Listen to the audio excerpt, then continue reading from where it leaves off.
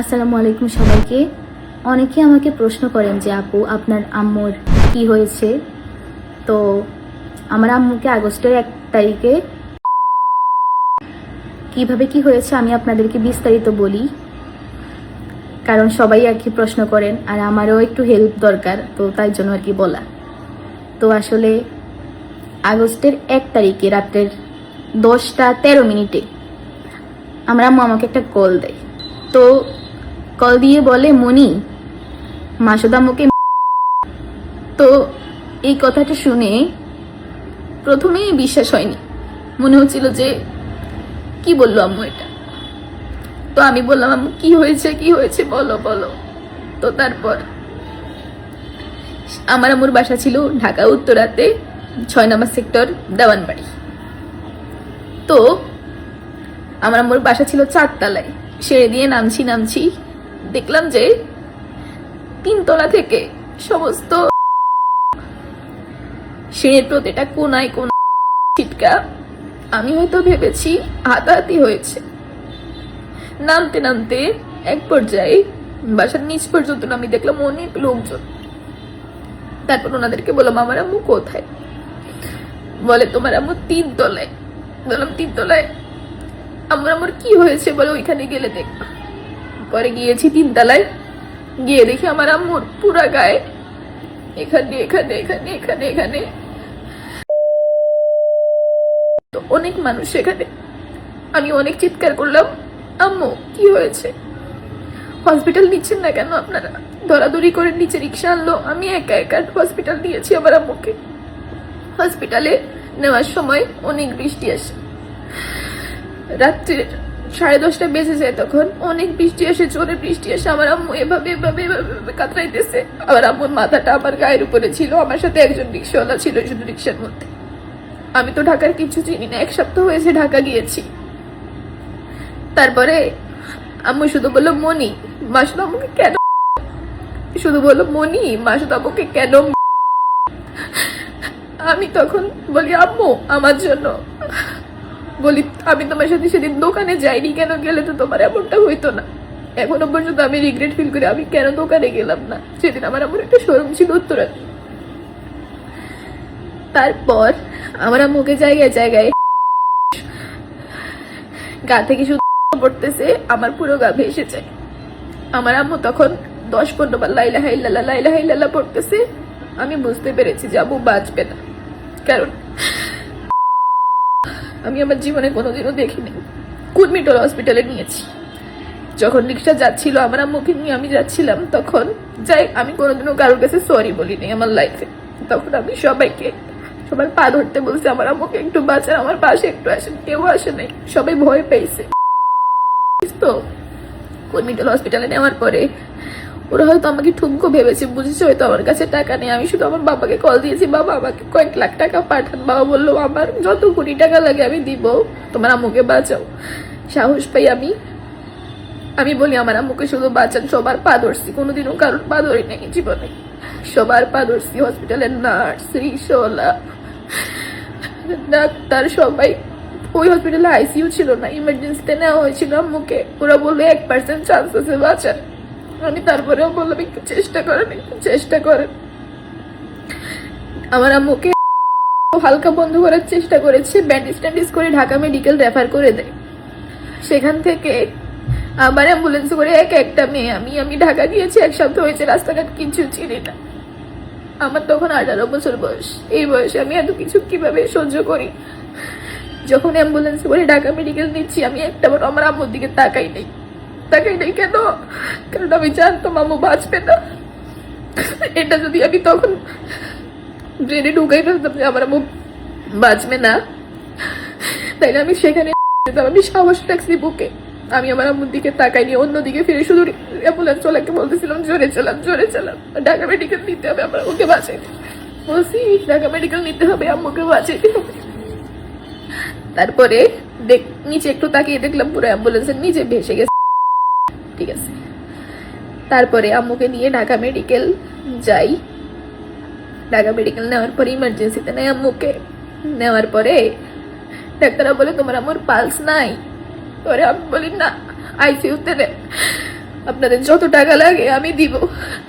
আপনারা হয়তো ভাবতেছেন আমার কাছে টাকা নাই, যত টাকা লাগে আমি দিব। তখন আমি মনে করছি কি আমি ছোট মানুষ, ওরা হয়তো মনে করছে আইসিইউতে নিলে টাকা পয়সা যাবে, ও দিতে পারবে না। আমার পাশে তো কেউ নেই, আমি একা একা।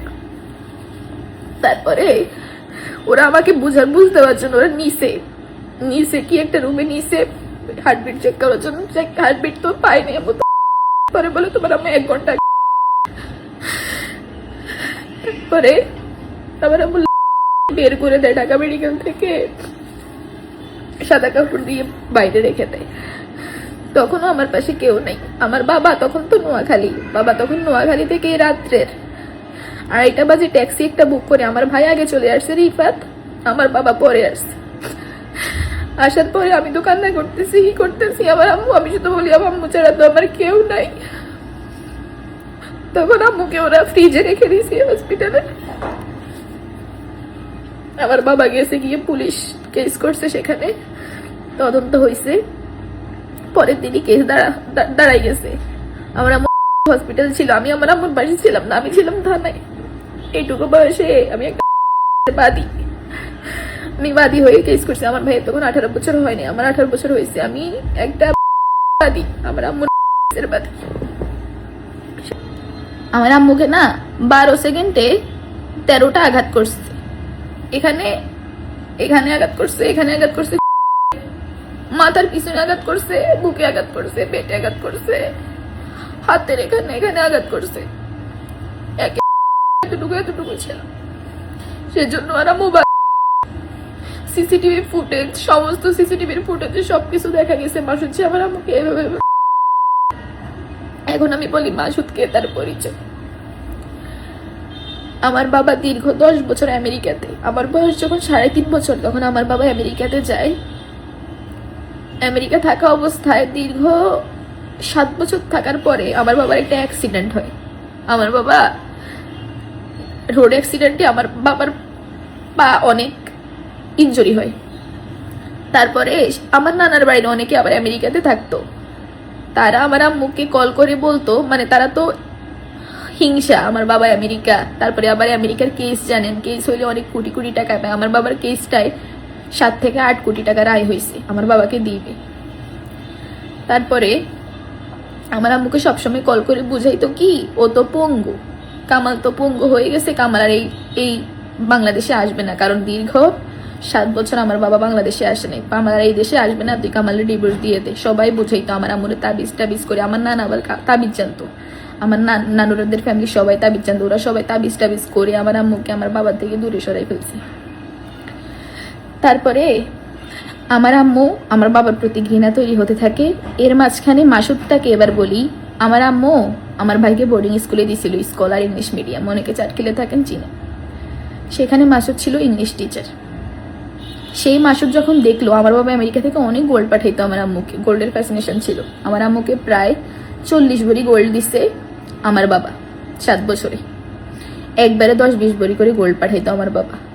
মাসুদ এগুলোর লোভে আমার আম্মুকে পাতিয়ে ম্যানিপুলেট করে আমার আম্মুকে বলে সে তার কোনো বিয়ে হয় নাই আগে, সে আমার আম্মুকে নিয়ে ইংল্যান্ড চলে যাবে।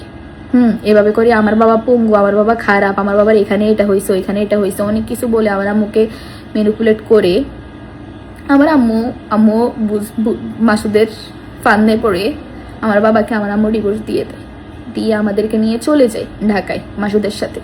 আমার বাবা তো আমাদেরকে ছাড়া বাঁচবে না, আমার বাবা তখনও আমেরিকা। তো আমার বাবা আমাদেরকে আমেরিকা থেকে সাংবাদিক ধরে আমার দাদুর বাড়ির সবাই মিলে আমাদেরকে আমার আম্মুর কাছ থেকে নিয়ে চলে আসে আমার বাবার কাছে। তারপর থেকে আমরা আম্মু ছাড়া, আমার ক্লাস 6-এ আমার আম্মু চলে গেছে। আজকে আমি অনার্স ফার্স্ট ইয়ারে পড়ি, এতদিন আমি আম্মু ছাড়া, আমার আম্মু নেই। তারপরে এই মাসুদে আমার আম্মুকে নিয়ে সেখানে নিয়ে আমার বাবার এত 35 লাখ টাকা ক্যাশ, 40 ভরি গহনা, এগুলা নিয়ে সে একটা একটা কোম্পানি খোলে যেখানে ব্যাগ ট্যাগ বানায়, চামড়ার কারখানা দেয়। সেই কারখানায় সে মাইর খায়, এত লাখ টাকার গহনা বিক্রি করছে, সেইখানে মাইর খেয়ে সে পুরো নিঃস্ব হয়ে যায়। তারপরে সে আর কি করে, আমার আম্মুকে কাজ ঢুকাই দেয়। আমার আম্মু পার্লারে কাজ করতো, আমার আম্মু আবার পার্লারে কাজ জানতো। পার্লারের কাজ করে আমার আম্মু সংসার চালাইতো। তখন যখন দেখছে আমার আম্মু সংসার চলে না, আমার আম্মু নানাদের বাড়ি থেকে হেল্প নিয়ে আমার মামাদের সহায়তায় মাসুদকে বিদেশ পাঠায় দুবাই যাওয়ার পরে মাসুদ পুরো পোল্টি নিয়ে নিছে। মাসুদ দুবাই যাওয়ার পরে আমার আম্মু জানছে মাসুদের আরেকটা বিয়ে হয়েছে আগে। সে সেই বোর খবর সবসময় রাখে, তার সেই করে একটা মেয়েও আছে, মেয়ে এখন মনে ক্লাস 4 বা 5 পড়ে। এবার বলেন আমার আম্মু থাকবে এটা কিভাবে? সে আমার আম্মু সবসময় কল দিয়ে বলতে, মনি মাসুদ আম্মুর সাথে খুব খারাপ ব্যবহার করে, মাসুদ আম্মুকে কল দেয় না জানো মনি, মাসুদ আমাকে 2-3 দিন পরে কল দেয়, মাসুদ মনে হয় চায় আম্মু নিজের থেকে মাসুদকে ছেড়ে দিই। তখন আমি বললাম আম্মু তাইলে ছেড়ে দাও, আমি তো সবসময় আমার আম্মুর পাশে আছি। তাইলে বলছি আম্মু তুমি মাসুদকে ছেড়ে দাও, এত তুমি আমার বাবার কাছে চলে আসো। আমি আমার বাবাকে ডাইরেক্ট বলছি, আমার বাবা এত ভালো মানুষ জানেন, এই পৃথিবীতে হয়তো এমন বাবা পাওয়া যাবে না। আমার বাবা দ্বিতীয়বার বিয়ের কথা কল্পনাও করে নাই আমার আম্মু যাওয়ার পরে। তারপরে আমার আম্মু বলছে আচ্ছা ঠিক আছে বাবার কাছে চলে আসবে। মাসুদ তখন বিদেশ 3 বছর রানিং, বাবার কাছে চলে আসবে, কারণ মাসুদ আমার আম্মুকে অনেক জ্বালাতন করতেছিল। আমার আম্মুর কাছে শুধু টাকা চাই, আমার আম্মুকে গালাগালি করে। এরপরে কি হয়েছে, যখন মাসুদ শুনছে আম্মু বাবার কাছে চলে আসবে, তখন মাসুদ বিদেশ থেকে বলে তিনি তো আমার আম্মুর ও, আমার আম্মু তো তার ওয়াইফ, বলে তোর কিছু ভিডিও আছে আমার কাছে, মানে হয়তো ওই রকম নোট ভিডিও। তো আমার আম্মু ভয় পেয়ে যায়। তারপরে এগুলা ধমক দেখানোর পরে, কারণ আমার আম্মু তো তখন মাসুদকে ডিভোর্স দিয়ে দিবে, মাসুদ তো আমার আম্মুর সাথে প্রতারণা করছে, টাকা পয়সা খাইছে, গালাগালি করতেছে, এখন আরো টাকা দিতে থাকে। আমার আম্মু সেনাবাহিনী ক্যাম্পে মাসুদকে নিয়ে একটা এফআইআর করে যে মাসুদ আম্মুর সাথে এভাবে করছে। আমি আমার ভিডিওর কমেন্ট বক্সে সবগুলা মাসুদকে ডিভোর্সের পিকচার ছবি এই মাসুদে, এই যে মাসুদের কথা বলতেছি, এই মাসুদের আগে একটা আসামি, 9 নম্বর আসামি এই মাসুদ। আমার আম্মু ভালোবাসায় এত অন্ধ হয়ে গেছিল, মাসুদ এমন ভাবে বুঝাইছে যে আমার আম্মু থেকে টাকা নিয়ে পালাই গেছে দুবাই। এই মাসুদটা আগেও একবার 9 নম্বর আসামি সেই এই মাসুদের ছবি আমি দিয়ে দিব। তারপরে আপনাদেরকে সবকিছু দেখাবো, আবার আম্মুকে যে সিসিটিভিতে আসছে সবকিছু আপনাদের সাথে শেয়ার করব। তারপরে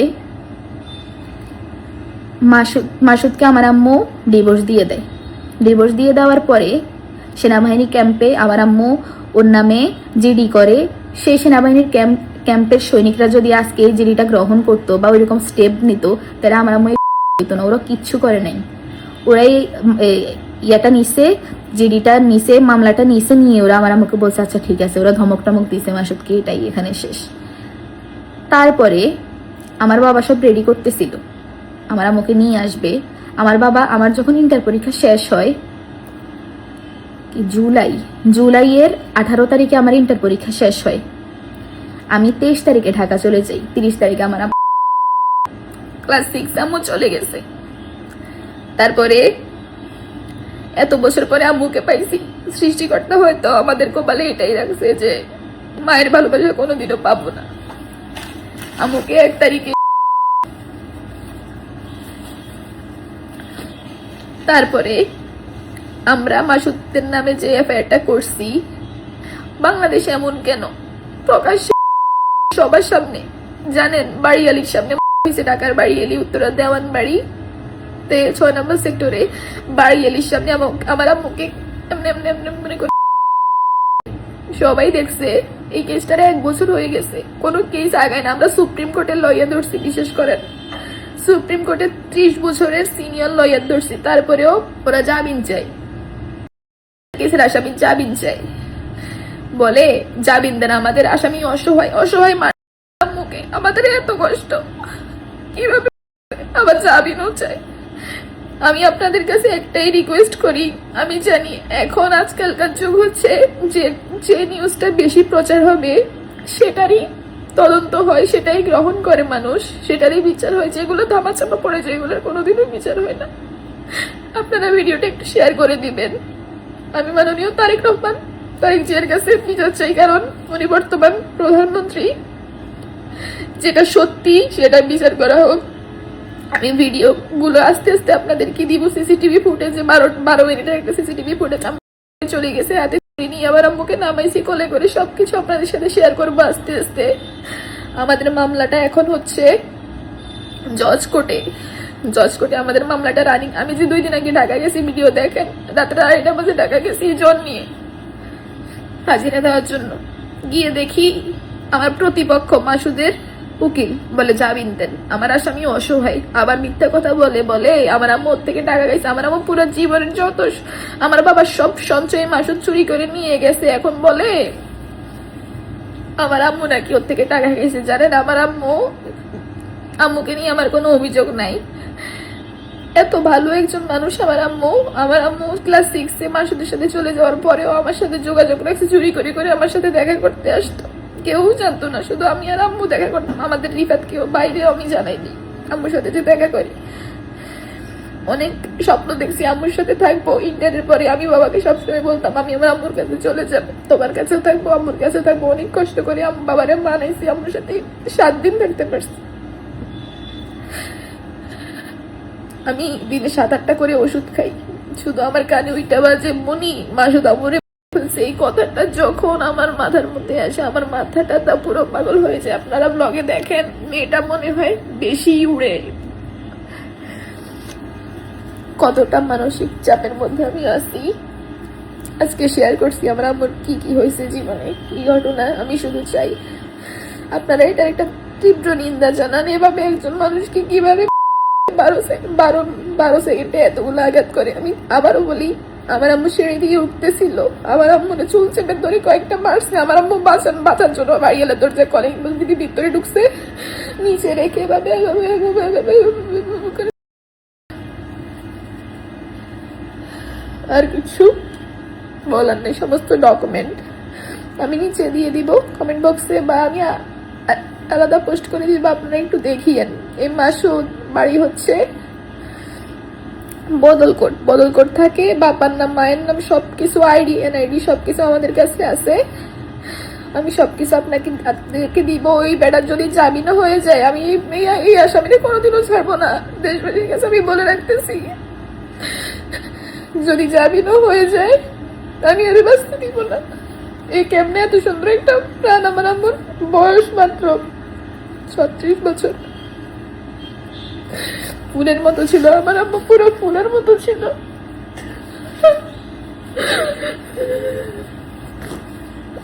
আমার আম্মুরে আমি বিশ্বাস করতে পারি না। আগস্টের 1 তারিখে আমার আম্মুর বার্ষিকী।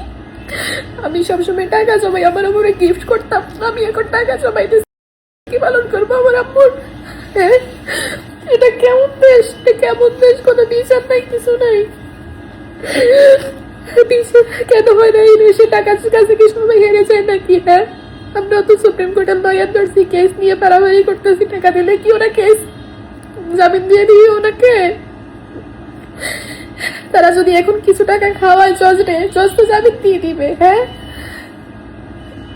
ওই মাসুদ বের হইতো আমার মাসুদ হুমকি দিছে।